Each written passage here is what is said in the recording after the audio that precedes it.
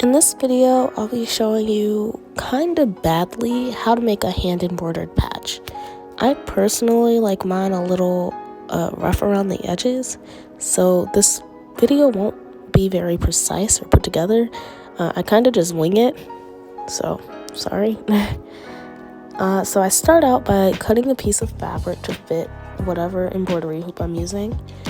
This fabric is just some stuff I picked up in the scrap section at Joann's, but usually I use muslin because the weave is tighter, so you don't get many holes, poking it with a needle repeatedly.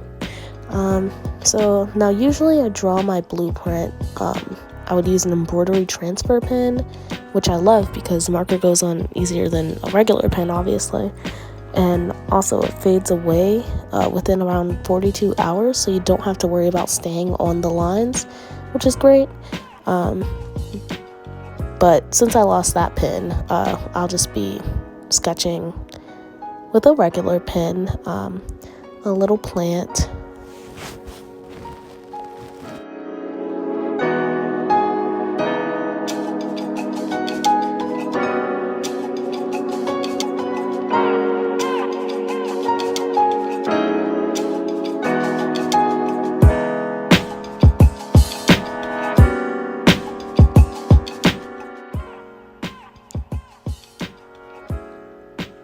So it was looking a little bland, so I decided to add some lettering to take up more space.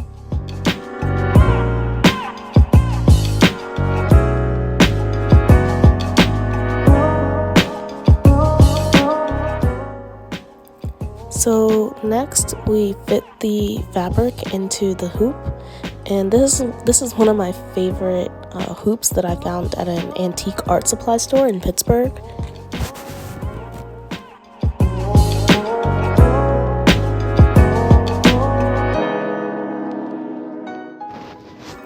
So we have our embroidery floss and needle.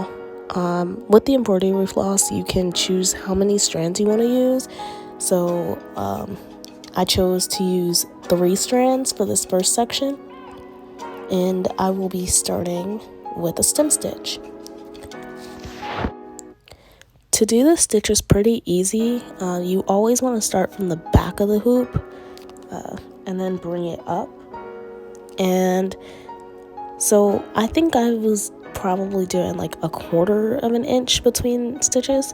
So you want to bring it up to the top of the hoop and then go about 1/4 of an inch maybe, and then back through. The key part to the stitch is before pulling it all the way through, you want to come back up to the top of the hoop in the middle or in between the 2 points that you've just made, while keeping it to one side of the floss that's looped, and then pulling it through. Doing this will create a twisting effect. I like to use my thumb to keep the looped floss to one side, so that makes it a little bit easier for me. And also it's important to pick one side for your thread to come up at and stick to it so that your design is uniform.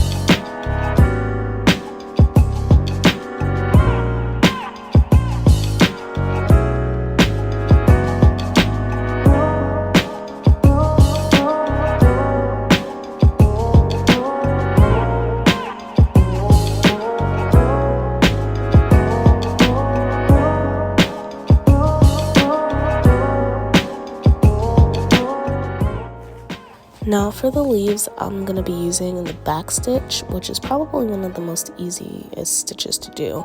But first, so one thing that can happen if you're using too long of a thread or just not pulling it all the way through is knots. if you catch them fast enough, they're easy enough to get rid of. I usually will put my needle through the top loop and pull at the strands on the sides because usually one of them will unravel the knot. So yeah. So coming up from the back, for this back stitch, you'll go that same 1/4 of an inch forward and then come back that same 1/4 of an inch and go back down into the same hole that you just went down, if that makes sense. I like to think of it as 2 steps forward, 1 step back, if that helps. So I just used those 2 stitches for all of the stems and leaves.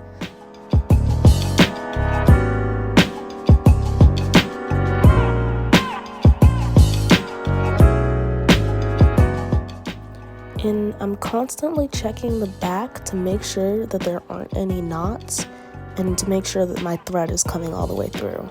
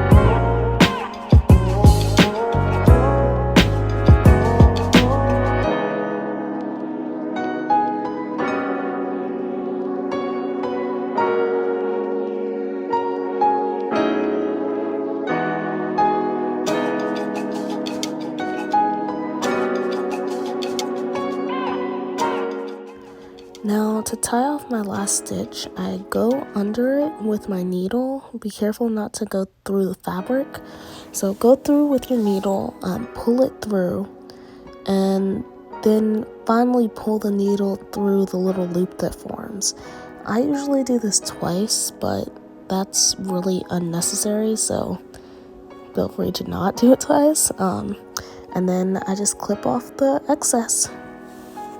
I also lost my embroidery scissors, so I'm just using cuticle clippers. But anyway, so now I'm working on filling in the leaves. I'm just using a single strand of floss and pretty much just winging it. But I guess this could be a form of a backstitch. But like I said, I'm not the neatest, so I'm just kind of doing whatever.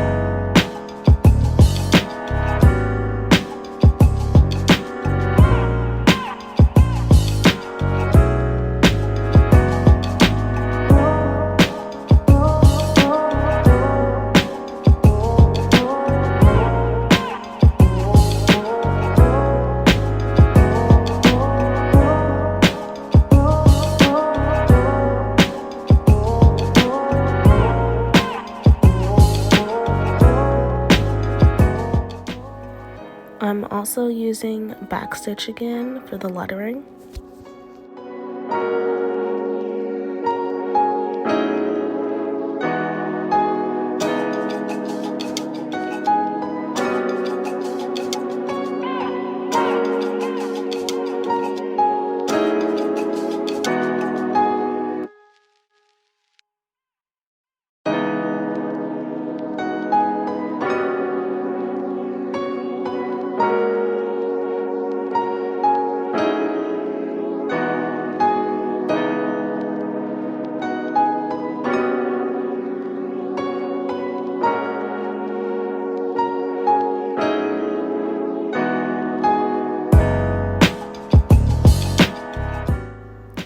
Now that I'm done with the initial design, I can start on the border.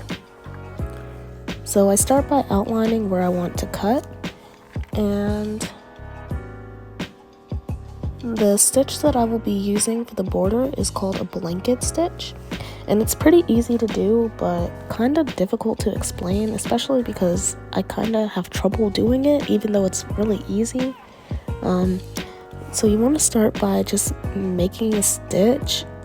I guess you can go up or down. I don't really know because watching I did both, so I don't think it matters.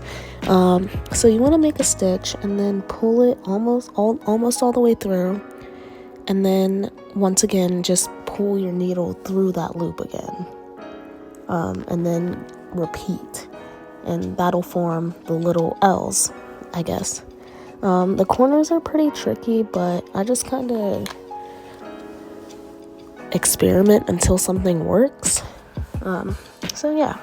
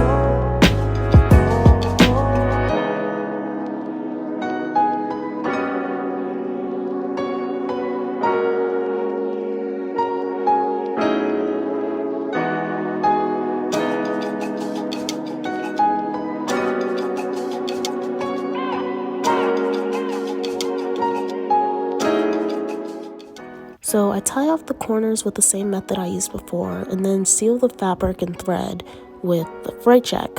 This is a very important step, especially when using a loose or thin fabric like this that's fraying a lot, I guess. I already sealed the actual design, so I just have to do the ends and the border, and yeah. And I'm usually very heavy-handed with it because it dries very fast, and I don't know, it's not that expensive. It's like $3, so, and just let it dry.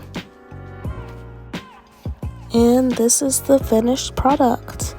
I hope you liked the video, even though I'm sorry I wasn't very helpful at all. But this is how I make my patches.